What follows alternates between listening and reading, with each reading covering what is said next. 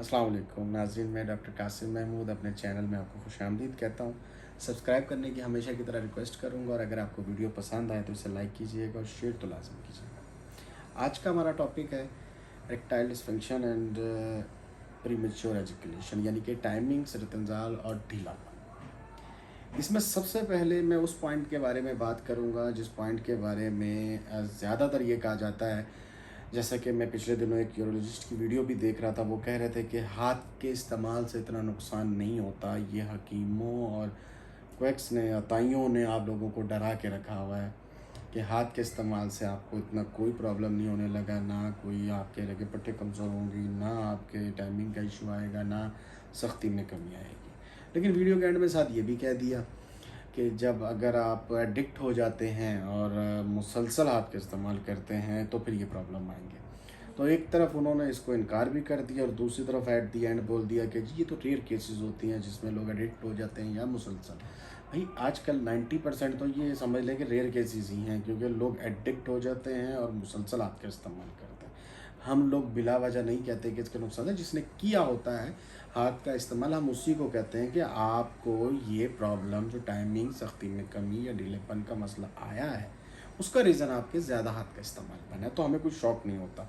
पहली बात तो ये होगी। दूसरी बात, अब रीज़न्स में हम बात कर रहे थे, माजरत से मैंने इसे थोड़ा सा पर्सनल इसलिए लिया कि उन्होंने बोला कि जो उपमा ज़राअत हैं वो डराते हैं। भाई हकीम भी, हम भी क्वालिफाइड पढ़ के 4 साल, उसके बाद अटेंशन, ये सब करके ही बनते हैं। और उसके बाद अगर होम्यो भी, जैसे कि मेरी क्वालिफ़िकेशन DHMS भी है, हमने भी पढ़ के ही बनते हैं। ऐसा नहीं है कि बिला वजह ही हमें कोई मतलब ख़ानदानी, हाँ ठीक है, ऐसे लोग भी होते हैं जो ख़ानदानी हकीम बने हुए, ख़ानदानी डॉक्टर बने हैं और ख़ाली डिस्पेंसर हैं, वो डॉक्टर बन के बैठे हुए, लेकिन सबको एक जगह ला के ऐसे नहीं किया जाता।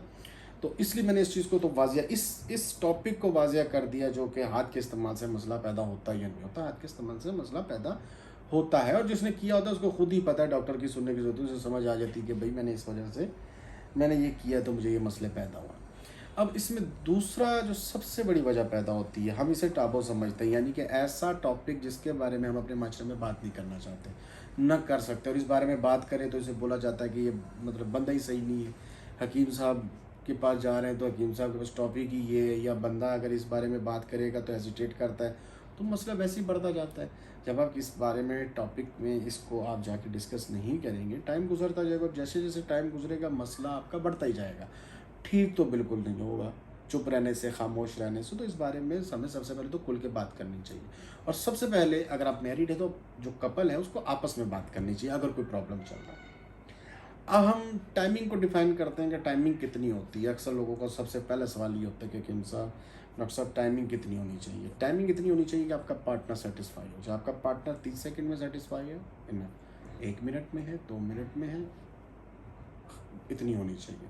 अगर आपका पार्टनर 5 मिनट में, मैं एग्जांपल दे रहा हूँ, 5 मिनट में भी सेटिस्फाइड नहीं है तो फिर आपको आपस में भी डिस्कस करना चाहिए, फिर आपको इलाज की तरफ भी आना चाहिए। समझ रहे? सबसे पहले तो आपको आपस में डिस्कशन करनी चाहिए। उसके बाद फिर बाकी मामलात आते हैं, खाना पीना, स्ट्रेस, एंजाइटी, ये चीज़ें बाद में, हार्मोन्स की वजह से भी कुछ ऐसा होता है।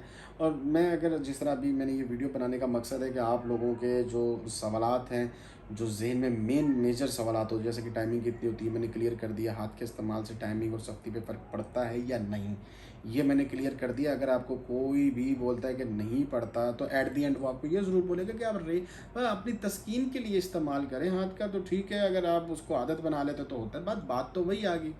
तो ये 2 पॉइंट क्लियर कर दिए। अब तीसरा पॉइंट ये कि सबसे पहले तो जब आप इंटर कोर्स, हम बिस्तरी के लिए जाते हैं, तो जहन में प्यार, मोहब्बत, रोल प्ले लेके जाएं। अगर आप वो मिशन लेके जाएंगे कि भाई मैंने जाके इंटर कोर्स करना है और हम बिस्तरी करनी है, टाइम लगाना है, फिर तो आप मतलब बहुत मुश्किल हो जाएगी आपके लिए। और मुश्किल इस तरह हो जाएगी कि जहन पे दबाव भी पड़ेगा, ज़ोर भी पड़ेगा, और जिस तरह के साइकोलॉजिकल इफ़ेक्ट्स भी होते हैं जो आपको, उसकी वजह से फिर टाइमिंग में इशू आ जाएगा। ठीक है। और हार्मोन्स डिस्टर्ब होने से, कई हार्मोन्स होते हैं जो ऊपर नीचे होने से टाइमिंग में इशू आता है। ये मैं वजूहात आपको बता रहा हूँ। ये तो चले मेडिकल टर्म्स में होगी, लेकिन जो इन जनरल मैं आपको बता सकता था, हाथ के इस्तेमाल से परहेज़ करें।